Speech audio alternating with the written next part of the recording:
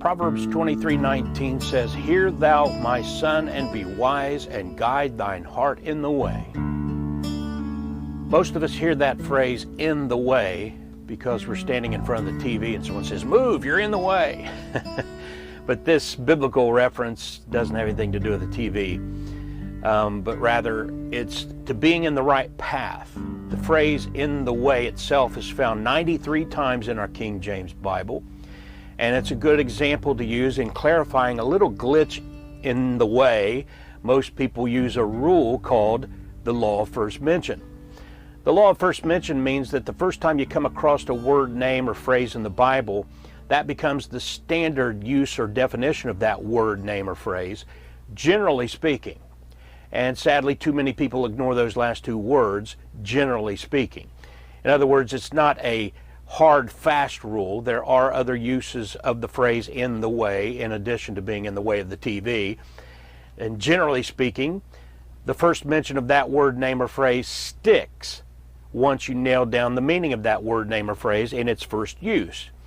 You can then follow suit with most later uses. But in that rare instance when the text is clearly using that word, name, or phrase differently than the first mention of that word, name, or phrase, then you have to follow a second important rule called common sense. A bit ironic, as our proverb says, "Hear thou, my son, and be wise, and guide thine heart in the way." So as far as understanding the phrase "in the way" itself, we establish the first mention, but also use wisdom when we see the other 92 references to the phrase "in the way." The first mention of that phrase, "in the way," is found in Genesis 16:7. "And the angel of the Lord found her," speaking of Hagar, "by a fountain of water in the wilderness, by the fountain in the way to Shur." So in this first mention, we see that "in the way" refers to following the path or roadway to a location. In the way to Shur would be like saying we're going to take the highway to town. You're in the way to town. And that's the use we see over and over as we read through the Bible all the way to 1 Kings. Then we come to chapter 22:52 in 1 Kings, where we read, "And he did evil in the sight of the Lord, and walked in the way of his father, and in the way of his mother, and in the way of Jeroboam the son of Nebat, who made Israel to sin." Obviously, this isn't referring to a literal path or highway or roadway, but is referring to a moral and spiritual way or path.